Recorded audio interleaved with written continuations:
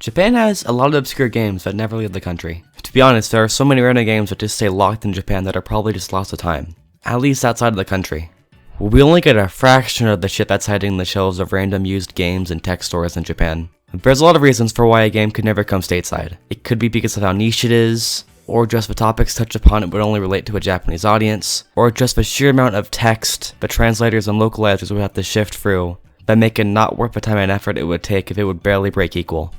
Which is something that plagues a lot of Japanese games, especially the visual novel genre, because they're, literal books in visual format. A lot of the translators probably go, I ain't translating all that, bro, and not very many of them make it outside Japan. And a lot of visual novels rely on fan translations rather than the company hiring a team to officially translate their work. That's becoming less and less the case in recent times, as pretty major titles recently have been getting official translations. Because of the obscurity of a lot of visual novels, a lot of them are just barely known outside of Japan, which is what happened to the game I'm going to be talking about today, which is White Illumination, a game so out there and random, there's almost nothing about it here in the West, and I'm going to be talking about why I like it.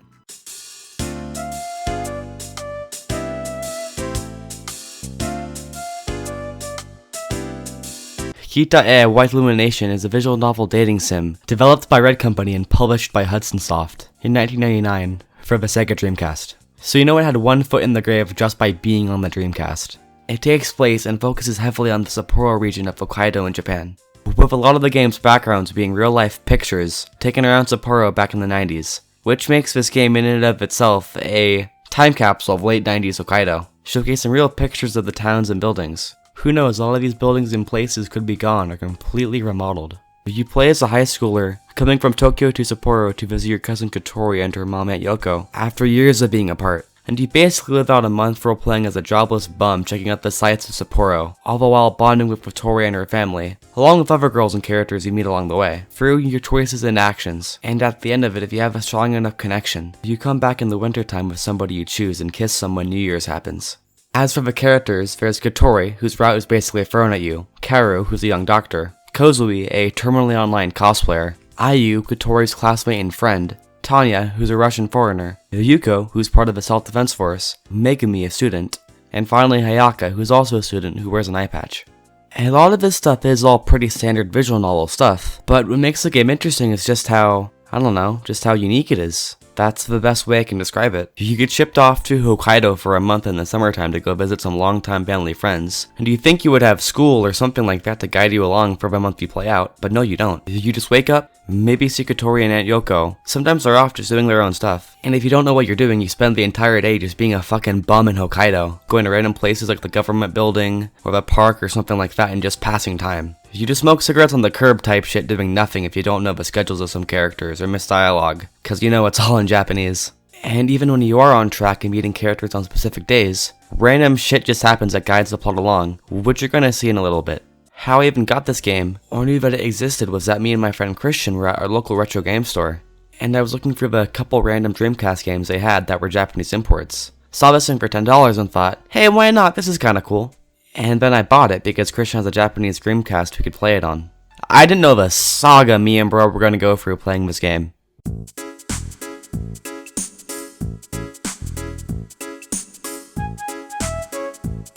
So when we got back home, set up his Dreamcast, and started playing the game, the first thing we were treated to was this little FMV opening for the game, which is really weird. It's this really colorful intro showcasing all the characters in this weird trippy style of a mix of random backgrounds, character artwork, blurred images, and weird CG. All the while, the intro song is just blaring in the background. It's kind of like how I would imagine a visualization of a Cockatoo Twins song or something. So after that, we knew we were in for something. So we named our character Ruxin as a combination of our names, and started the game. The game opens up with Katori and her mom about to leave to pick you up from the airport, talking about you coming over to Hokkaido and how long it's been since they've last seen you. Her mom also has this big, goofy-ass welcome home sign for whatever name you set your character to, so depending on what you set your name as, it can lead to some pretty funny stuff. It then cuts to you, giving kind of the basic monologue of the situation. You're going off to Hokkaido to pay a visit to Katori and her mom, Aunt Yoko, who you haven't seen in years, and you're gonna spend the summer with them. Then the plane takes off in the CG cutscene, and you're on your way to Hokkaido. While on the plane, you meet a woman in the seat next to you named Kaoru, who's a doctor, which introduces you to the conversation system the game has. So it isn't like in normal visual novels where after a character is done talking, you have a set number of options to respond with. Okay, so it does do that for some instances, but most of the time if you want to make an impact on a character and grow your connection with them, you need to genuinely listen to what they're saying, which you know is all fully in Japanese, and press the X button at a natural point in the conversation while they're actively speaking to pull up more dialogue options to converse more with them. You also can't pause the text or make them slow down or rewind or anything like in most visual novels. Once they've said the thing they've said, they just keep blabbering like an actual conversation.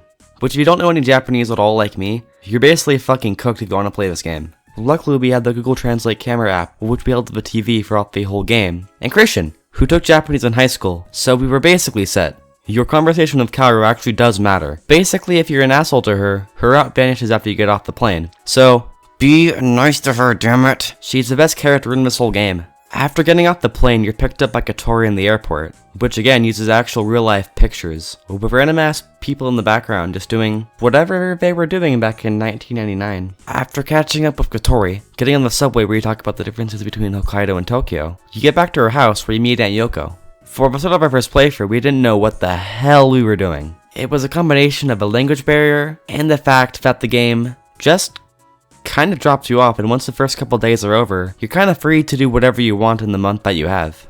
The game does, as I said before, push you into doing Katori's route first, as she's the main love interest of the game, which is kind of weird because she's your cousin, but it's legal in Japan, I guess. We didn't really do much of her story, because it's just kind of the default route the game puts you on, and me and Christian wanted to do the other characters instead of Katori. That, plus we also had to do the opening first few hours of the game like 3 times, so we got kinda tired of that. I'm gonna talk about the other characters' routes we did, but I like Katori. She's really sweet. I don't want to do her like that. But to be honest, on our first playthrough we failed to even get on Katori's route because we didn't know how the conversation system worked. If you fail to hit the button when the conversation stops to keep it going, the game defaults to the message, "There was an awkward silence," which we got a lot. Pretty much every time. Katori and her mom make offers for you and them to go on trips and see the sights in Sapporo, and all the requests completely flew over our heads, because all we do is just sit there in silence, which then made the opportunity to grow our bond with them locked out. The first couple days of our first playthrough were pretty nice though, because you're streamlined through stuff. You get to spend time and get acquainted with Katori and her mom and the lives that they live. Katori makes food every night. She makes actual Hokkaido dishes, which is pretty cool. They're real pictures of food as well, where she makes you and Aunt Yoko a feast, and then goes for all the stuff in it. Though your character just kinda says that everything's good though. He eats it and goes like, "I tried it, and it was delicious," over and over again. Aunt Yoko also makes her own food too when Katori's away. But it ain't very good though. She's ass at cooking. You also meet Katori's friend Ayu before Katori goes to her school's tennis practice, and she teases her for having a crush on you. Ayu also has her own route as well, but we didn't really get to hers. There's only so much White Illumination a man can play, okay? Anyways, once you get to leave Katori and Aunt Yoko's house, there's a map you can explore, and with that, there's also the usage of the action wheel, which is your main menu really for the game. On the wheel, there's the coffee cup that lets you pass time through the day. We just kinda called this the bum feature, because for a lot of places you do just kinda sit outside and watch time pass. There's the travel guide, which you get from Katori, which just gives you real facts about Hokkaido and its history if you're into it. We couldn't really, read it though. Then there's Move, which is the little running shoes. It just lets you access the world map. There's a PHS or your cell phone, which lets you talk to characters or phone a fortune teller to see what your standing is with characters. And then System, which is just the options menu. There's also Save and Load, but that's pretty self-explanatory. Now, to be honest, there's not a ton to really do day to day. That's kind of my one big critique of the game. Aside from the main story, there's not a ton to do to pass the time. Aside for literally passing the time while you're waiting to continue the routes of the characters. But one real consistent place is the arcade, where you can play games and stuff there. Including a claw machine, where you can win a bunch of plushies, especially this like purple blob thing that me and Christian always found funny. The claw game does serve a purpose in the game, where you're able to give the character you want to romance a plush as a gift to grow your affinity with them. There's also this bullet hell game called Guardian Wing, me and Christian played a lot. We got into the in-game scoreboard too. Another game is this trivia game show, which was impossible for me and Christian to play, because it quizzed us on Hokkaido facts that wasn't on time limit, so we were completely in the dark. The guidebook you're given is meant to help you for this quiz, but we weren't going to translate and write all this shit down just for some stupid quiz. Okay, Alright, lock in. lock in. Just something about 60. Yeah. Lock in. 1. Oh, okay. If it's 1, that means it's Y. Okay, bro. It's obviously A. Oh, yeah, okay. it was A. Yeah, Okay. Next one is obviously X. Oh, yeah, you're right. I mean, I can already... Okay. It's the same thing. Okay. Lock in. Lock in. It's obviously Y. Bro, you stole it from me, bro. Oh, can only one person answer the correct one? Yeah.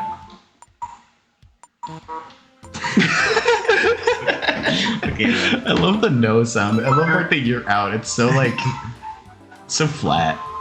Just There's another floor too with karaoke as well, which are basically rhythm games you do with different buttons on the Dreamcast controller. There's also other mini games as well sprinkled throughout the game, which we didn't get to because we didn't do every single route, because that would have taken forever. But there's also a science maze, which you can do apparently, but I don't know where you go to play it. I would look it up and tell you, but this game is so obscure there's almost nothing documenting how to do this. There's also a tennis game in Katori's route, and a cow milking game? I don't know, man, it's in the game manual. But aside from that, there's not a ton to actively do day by day, aside for the main story. Though because the game only consists of a month of gameplay, it's not a massive complaint. The arcade mainly does just serve as a way to kill time pretty much. So that was kinda how our days would go on our first playthrough, for the first half. Wander around endlessly, sit in one place all day, do the arcade, eat Katori's food, go to bed, repeat. But then all of that changed when he went to the university one morning and found Kaoru again. You know, the girl on the plane? She's actually a doctor who works at the university, and that's when the game really started. It was also the start of our Crash Out arc. Kaoru became the one and only love interest of this game. Now, during our first playthrough, we kinda shot ourselves in the foot, as we found Kaoru pretty late into the game, which essentially meant we were already too late to try to complete our route. But god damn it did we try. Our days consisted of waking up, going to the university, try to res her up, fail at it, wait at the university like a stalker until the game forced us to go back to Katori's house, because it was nighttime, go to bed, and then repeat. You already Bro, know. she ain't gonna be there, bro. Oh, She ain't gonna be there. It's fine. It's fine. You can leave. It's fine. No, I know what to do. Don't. Bum.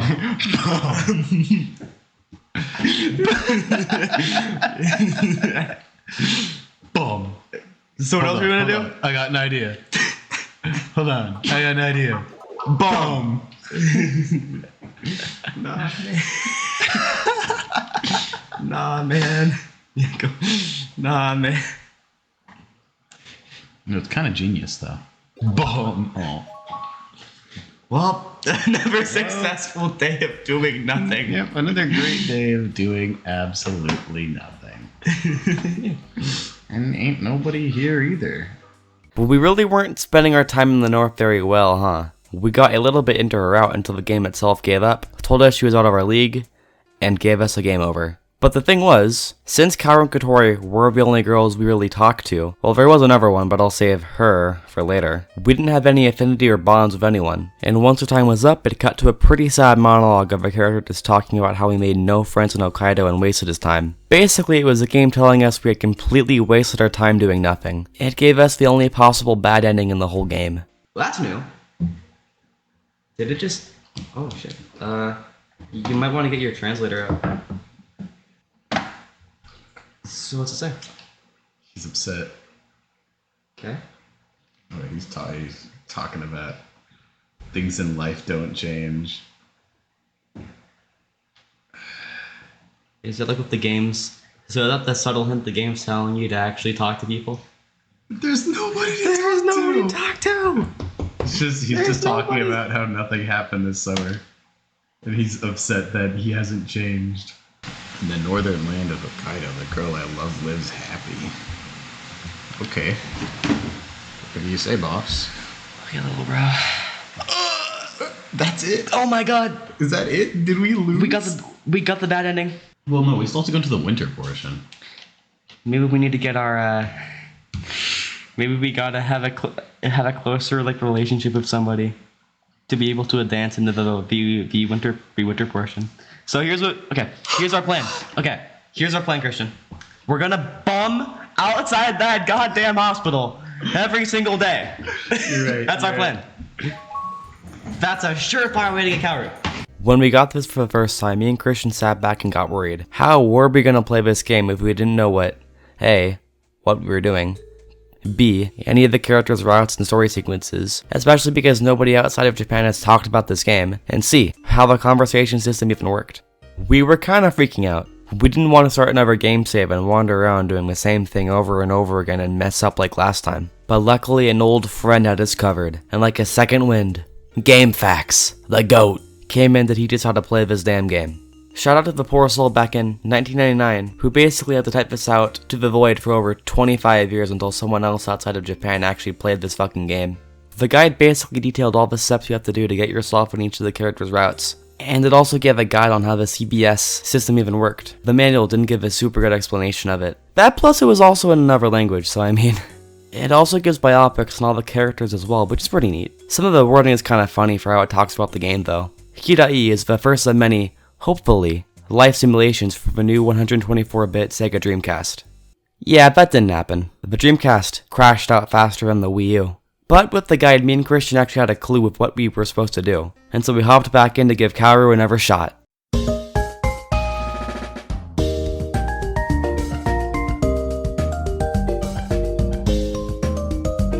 Starting the game knowing kind of what the hell we were doing was a lot better. We renamed ourselves too. We weren't Rookston, we were Rookston Big Feelings now.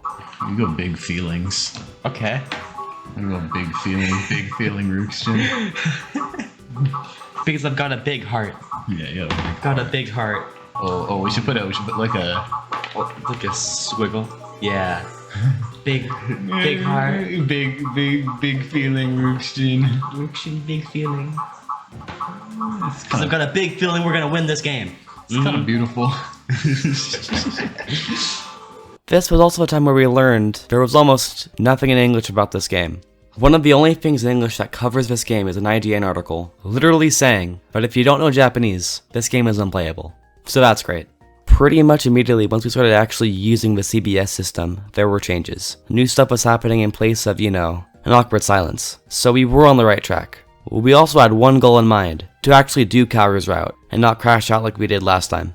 We were going to spend our entire trip bumming outside that hospital and getting with Kaoru. Katori and her mom were our enemies now. We had to keep our reputation with them as low as possible. We had to be ice cold to them. I have to say her food was bad. Tell her it's the worst meal you've ever tasted in your whole life. Never talk to me again.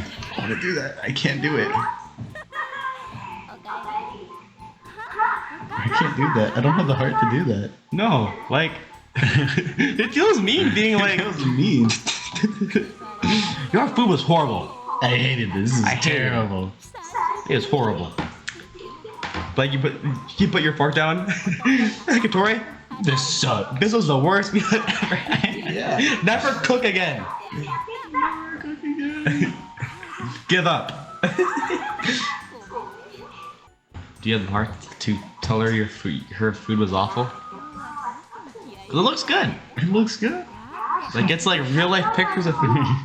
Why does White Illumination food look so good? No, it's like the food in Final Fantasy 15.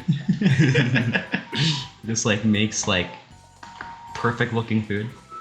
Okay. Crab. Tell me. I don't want to say I hate it. I don't want to say I hate it. Because then she's gonna make a face. And I'm gonna feel bad. It tastes good. I thought that way it's good. I can't do that. It's super good. So good. You can't keep talking about how good this stuff is. I'm gonna tell her it's bad. Bro does complete bro's bipolar. Kotori! This is terrible. This is horrible. I can't do again. it. I can't do it. You're yelling at her in front of her mom. This is. I just make the rest of the summer terrible. Yeah. So after going for all the mandatory stuff and having food with Katori and her mom, we immediately set right back out to the hospital where Kaoru works at. And our plan was simple, to talk to her every day. It's also what the guide basically said too. So for the first step of Kaoru's route, all you have to do is go down to the university every day while she's on her lunch break and talk to her. And after you say your acquaintances, like, oh wow, I met you on the plane, what a coincidence, you pretty much just stare at Kaoru while she's reading her book for a week. No, really, a lot of it is just awkward silences. And once Kaoru's lunch bell rings for her to get back to work, she says bye and leaves. And our day would be done. Ain't nowhere to go now. Our day's done. Our day is done. Let's go win something. Let's win her a plush. Yeah, I'll win her a purple orb. Yeah, she's really gonna like the purple orb. The angry purple orb. This really is. Kaoru? It looks just like you. It's just like you, I see. This is like you. It's just like you. Yeah. Not. You pretty much gotta do this for a bit, for around a week or so, until one day something different happens. After having a pretty nice conversation with Kaoru, all of a sudden a cutscene plays where a moped or like some kind of scooter comes speeding towards you and Kaoru out of nowhere. So naturally, you take the bullet for Kaoru and throw yourself at it to protect her. The moped rocks your shit and you wake up in the hospital a while later. The only thing you really get is a broken wrist, which for a moped slamming into is pretty light honestly. To pass the time, Kaoru offers to give you a book. And accepting her offer is pretty important, as the book later plays an important role in her route for improving your standing with her. Kotori and Yoko also visit you just to check up and see if you're doing okay, and Kotori gives you a box of tissues as a get well gift, with something scribbled on it that when translated, at least for Google Translate, just has the word fight on it, which I thought was pretty funny. She really wants you to fight your broken wrist injury. The next day too, her and Ayu, her tennis friend, give you another one that has little drawings of themselves on it, which is pretty cute. After passing the time in the hospital, Kaoru also offers to bring you out for a walk around the hospital to get fresh air while you recover. This sequence also serves as somewhat of the precursor to the actual dating sim sections the game has, where it presents you with 4 common options to ask the person, with the 4 options being to repeat what they just said, to shut up and stop talking, never mind, and the present option. Giving them a present is kind of a no-brainer, it just improves your standing and deepens your bond with them. With this scene in particular, after giving Kaoru a plush, she asks you straight up why you kept on coming back to see her, which we just kinda said because she was intriguing. When you get back from your walk, she also gives you the book that you wanted, and it is honest to god an actual fucking book. Like, we cracked it open for a joke and the words just never stopped. Right after your discharge the next day, you and Kaoru kinda go on a tea house date, which is the first real date of her route. Honestly, for Kaoru, you just kinda have to be into and listening to what she's saying. She talks a lot about books and reading, which is her main hobby outside of being a doctor. So as long as you keep on telling her to keep on going and ask more questions, plus mention and talk about the book she gave you, you're pretty much set for her route. Aside from that, you and Kaoru have fun at the tea house talking about books, have dinner at a restaurant where she talks about her dreams and her childhood, go on a drive with her seeing the sights, and an onsen trip where you and her play ping pong. Oh my goodness, we're playing ping pong. It's beautiful. Wow. Oh, it's beautiful.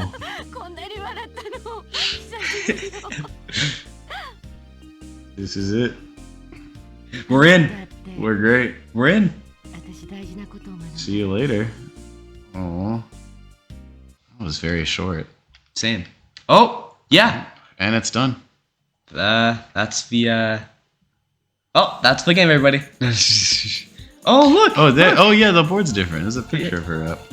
So it's not bro going, This ended my love break, and my summer vacations ended, and I have so many wonderful memories. Yay! Very different from the ending that we got. I made no friends. Nobody likes me.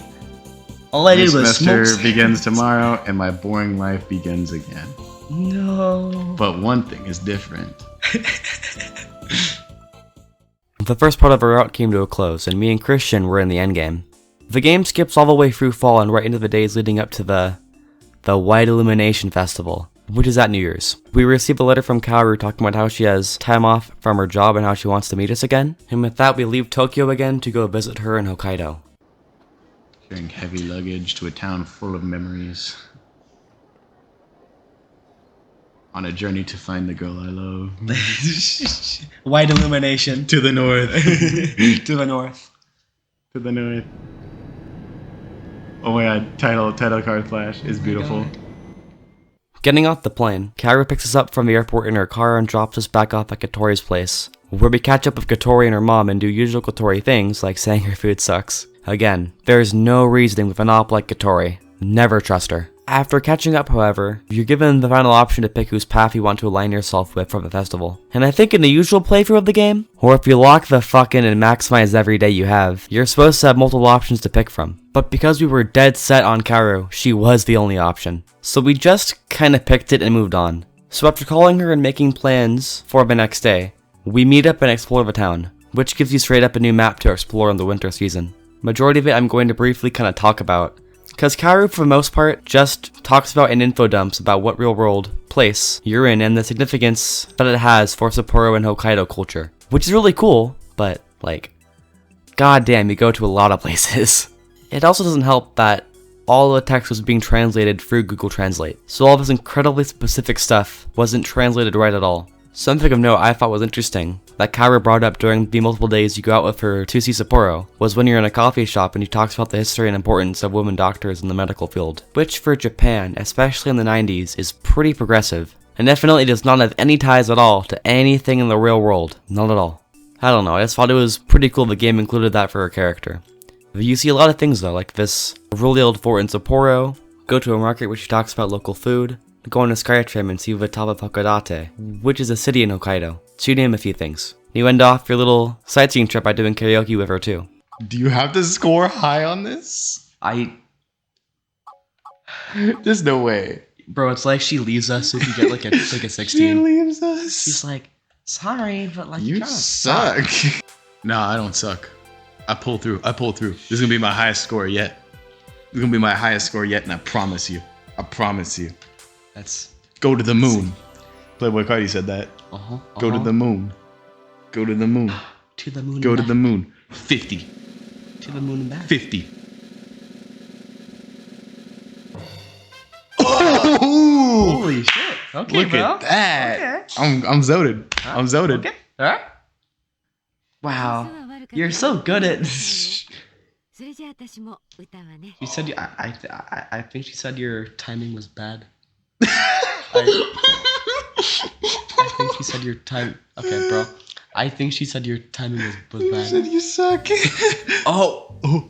She's singing her heart out, bro. Oh, do we join her or do we just?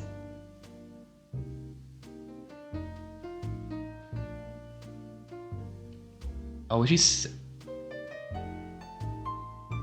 Oh my.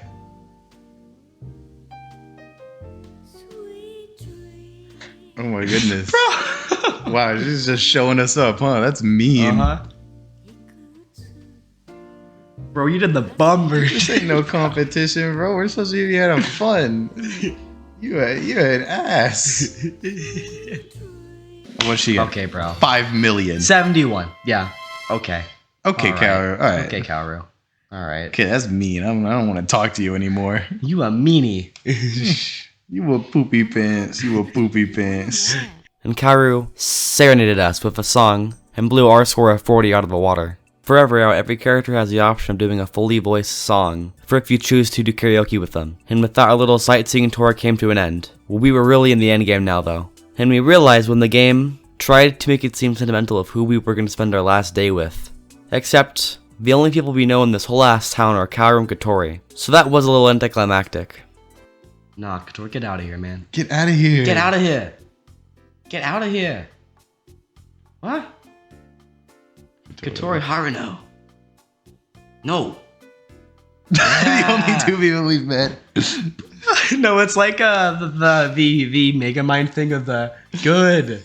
Bad. Bad. Yeah. Yeah. This is all he knows. This is all he knows. These are the only two His people we brain know. is rotted. His brain is Kaoru Shina. His brain We're is supposed to have met like We're supposed to have met like so many people. And then the last day had come, and it was finally the White Illumination Festival. And as we stood there in the snow waiting for the countdown to begin, Kaoru came at the last second, and as the timer hit 0, her and Rookston share a kiss. Come on, it's the last big event of the year. Yes. We're gonna get it. We're gonna get it. We're gonna get it. Yes. 9, 8, 7. Oh my god. 5, 4, 3, 2, 1. Yeah. We beat the game! We did it. Oh, it's beautiful. We did it! I love the firework PNG. And yeah, that's the end of Kaoru's route. For the short time you have with Kaoru, and for the other characters you encounter, who she is gets presented to you a lot through the interactions that you and her have. A lot of the topics touched upon in her route is how she uses books as an escape from her demanding life as a doctor. The reason as to why she reads so much always during her lunch break is so she can leave for a short while her demanding job and into whatever book she has. That be it a fictional story, memoir, or something about a particular topic. Which kinda sucks that we had to go stare at her for a whole week during her lunch break, but whatever. It's all about that grind, you know? The reason why she has a passion for reading, as she mentioned when you had dinner with her, is because when she was a child, she was often bedridden and sick, and she used books in that time as well as an escape from that. She's a kind woman who isn't afraid to be firm with what she thinks. Her route, and for all the others, are pretty short, only being around 5 hours or so per path, which for a visual novel is crazy short all things considered. Her story is just really cozy, I guess would be a good word. If you go to tea houses and coffee shops and just talk about reading, or just what she finds interesting in her life, a lot of it really is just calm. And I emphasize a lot of this because the next person we're about to get into right now shares none of this, like at all.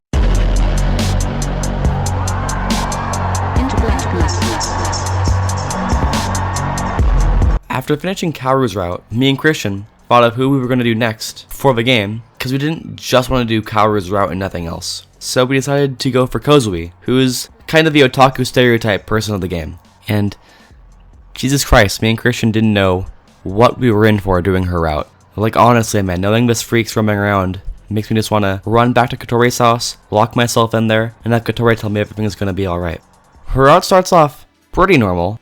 After doing all the mandatory early game stuff, like Kotori's family and all that, if you head to the JR line station on the 4th, you get a random call from someone named Yuki, asking about how they left their laptop at a Royce chocolate shop, and they ask you to go grab it. Doing what they ask, we run over to the chocolate shop. We buy some chocolate, along with getting the laptop back. You and her meet up, and as you probably thought, the person turns out to be Kozue. Yuki is just her, gamer tag or whatever. She addresses us as Blue Moon Knight, but as it turns out, she called the wrong number and got us. You know, Rookston instead. After the initial confusion from her, you hand her the laptop and give her the chocolate as a gift, which she thanks you for, and you and her part ways for the day. To continue her path though, you have to go right back to the JR line the next day, where you coincidentally bump into Kozue and her two online anime forum board friends. One of them, the younger one, is the Blue Moon Knight guy, the one Kozue mistook us for earlier, and the other guy is literally just Bro. The translator said his screen name was Carefree, but he's just a chill dude who low-key doesn't really give a fuck.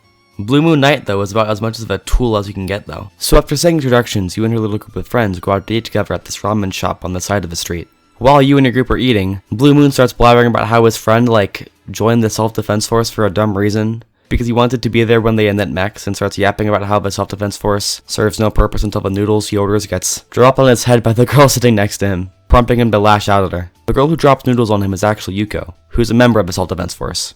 She also has her own route too. She's only really here for this one scene as a way for her route to connect into Kozue's, but it was still cool to see her. Hunk tries to break up the fight Blue Moon started, but Yuko starts grilling the fuck out of Blue Moon, which was cool to see. You're gonna see soon, this dude is really fucking annoying. After Hunk breaks up the fight and drags him off, you have the option to stay with Yuko, which will put you on her path. So me and Christian just thought it'd be best to just follow Kozue's group and just stay on her route. To try and cheer Blue Moon up, Kozue takes all of us to a coffee shop to attempt to lighten the mood. What transpires is the most awkward conversation ever. Basically, you just sit and watch Kozue and him argue and apologize to each other about some made-up anime series, while you and the other guy just kinda look at each other. After they're done flapping their gums about whatever anime they're talking about, Kozue gets up to do something and immediately a fucking awkward silence falls upon our table. He's just mean mugging you, bro. Mean mugging me. What? Am I supposed to press the interruption button? Bro! ところで wait. さ、あんたゆきちゃんさんの何なの？ By the way. Oh. How do you know her? Oh. I understand. There's gonna be a problem. So, top as I understand, middle is shut up bastard. It's shut up you bastard. No choice? I'm gonna mean mug him. I'm gonna mean mug him. 何黙ってんだよ。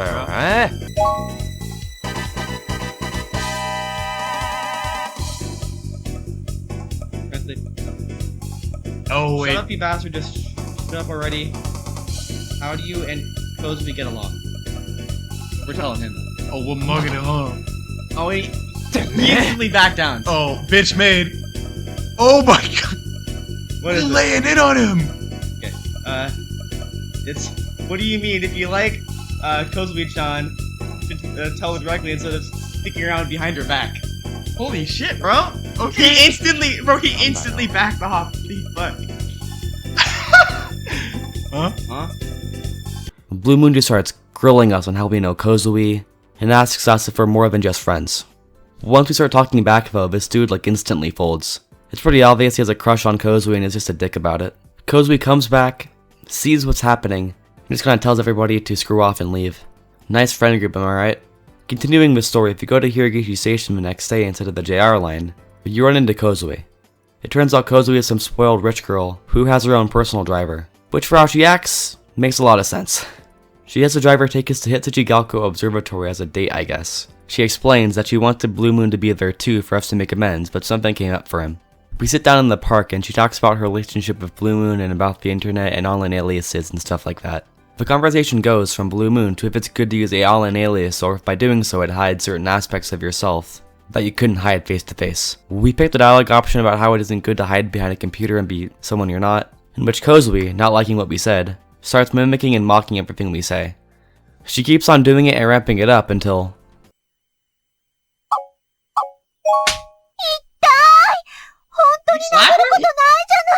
Bro! Bro! My god! Oh no! She says I'm going home. I think you killed the run, bro. God said to do that. To slap her? Really? It told me to keep picking. Really, shut up. It told me to keep picking that. That's fucking crazy. What the fuck? That's what you're supposed to do? Once this happens, something just changes about her route. Like it was going on a steady path and then it just completely goes off the fucking rails into some kinda bizarro world when she gets slapped. The plot gets completely lost in the sauce. Me and Christian were just following the guide and had no idea that this was gonna happen. We were just flabbergasted at what we just saw. We completely thought we picked the bad option, but no. You have to do this to improve your standing with her. Coming off of Kaoru's route and into the mess that is Kozue just left us really stunned. And if you think this is really bad, you haven't seen nothing yet. Okay, so after Kozue gets slapped, she storms off leaving us to find our own way back home from the observatory. And then the game just resumes like nothing happens. Like once you come home, Aunt Yoko makes you some of her signature shitty food and the game plays jolly music like you didn't just beat your girl. What you have to do to advance her route is also really crazy. Following the guide, you have to call her every day on her phone before bed only to hear nothing and have her hang up for 5 days in a row. Yes, I'm being serious. You have to stalk her to make her come back to you. Once you do that, on the 6th day if you go back to the JR line in the morning, you finally bump into Kozue again. And yeah, it gets worse. Once Kozue catches sight of you, she immediately starts to run away. And it plays this just surreal, bizarre cutscene of her running away from you. Chasing! Okay. Chase after her. Chase her. Yeah, we start yelling. Ah! What? Wait! Stop! I'm about to beat the shit out of you some more. Boom! Boom! Boom! Boom! Boom! Boom! Boom! Boom! Boom! Tekken combo. なんで追いかけてくるのよ。私、あなたなんか大嫌いなのに。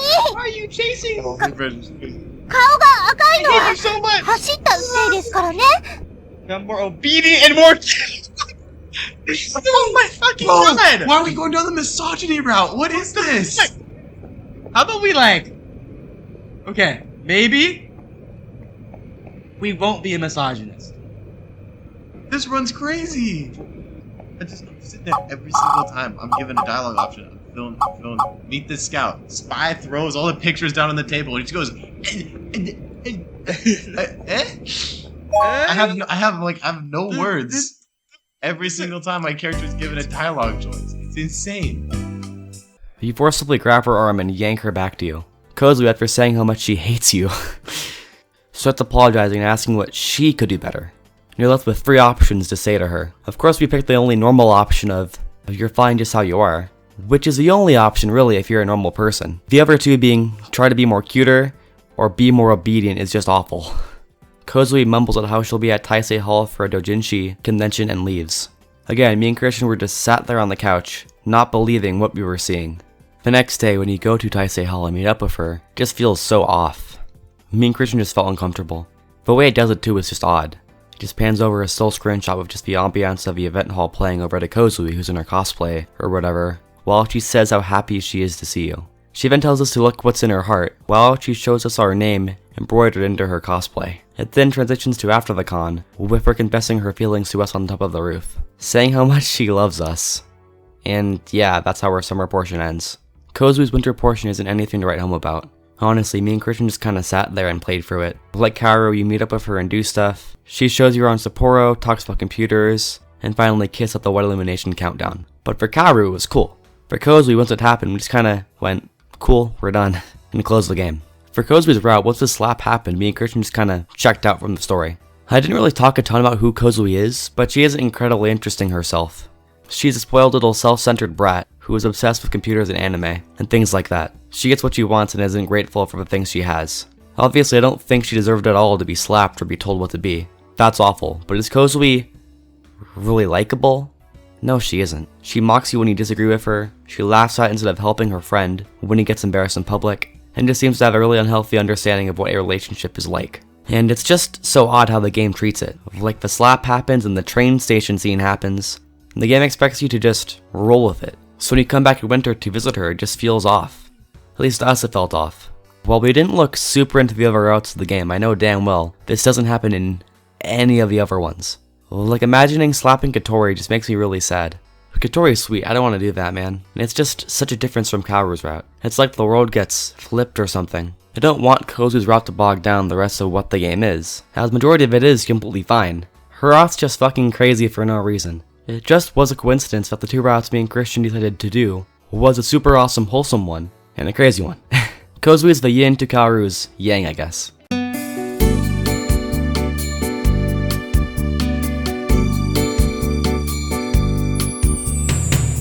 Overall, I really do like White Illumination. It has a certain just peaceful, nostalgic atmosphere to it that I haven't really found in a lot of games. It also has a small little surreal feel to it too, with the use of mostly real-life backgrounds, showing what Hokkaido, more specifically Sapporo, looked like in the late 90s. The game has some crazy charm to it and a feel to it that just kinda seems like its own thing. I really like the blend between the drawings over just some screenshots the office intern took for the game. That goes as well for the art that Nochi did for the game too. His artwork really stands out, I think, with its use of his very loose and watercolorish style. Sorry, I'm not great at describing art, I just think his drawings look pretty cool. Now, I'd give a description of the music, but I'm gonna do what every other YouTube reviewer does and say the music is great, and not elaborate further as to why it's good. But no, I do like the music. It's simple and seems comprised of mostly just different keyboard settings, but for what it is, it fits the game really well. There are vocal songs sung by every girl during karaoke, but the music don't got me breaking down into tears with how beautiful it is. But it's pretty nice for what it is. I do have a sneaking suspicion that some kind of travel agency or Hokkaido's travel bureau gave some kind of funding for the game, or something, because a lot of the time the characters stop to tell you why this random place in Sapporo was really cool, or tell you some random cool fact about the lifestyle or local customs in Hokkaido. They basically stop into a subtle glaze of the University of Hokkaido and then move on. Don't take this as fact, though I don't know for sure, but it's a guess. White Illumination's central theme itself is connection with other people, connection with longtime friends, connection with new people, and connection with the world around you. The message the game pushes is growing the bonds with the people around you, which I think is a pretty good one. The game itself is pretty goofy and lighthearted. It doesn't at all take itself incredibly seriously, but within that goofiness is this nice little message of human connection, which I was quite fond of. I think the last thing the devs really thought was that 25 years later, two dudes from California would play their game. But hey, me and Christian both liked it. There's actually a sequel to White Illumination, which is White Illumination Diamond Dust, which came out for PS2 a couple years after in 2003. I do have a copy of this game too, which I got for an absolute steal at the same game shop. I got it for $10 again. When copies of this thing, if you can find one, go for like $60 all the way into the 100s range. So when I saw it, I couldn't believe my eyes. Like, I was in Japan during the summer and I almost bought a copy at a secondhand game store there for like $60. So I instantly bought it the moment I saw it. I don't know when there will be a sequel video. I don't have a really good track record with sequels, but I know for sure it'd be fun to do. This is one of the first videos in English to cover this game, like, at all, so that's pretty cool. Anyways, I really hope you enjoyed the video, and I'll see you in the next one. See ya!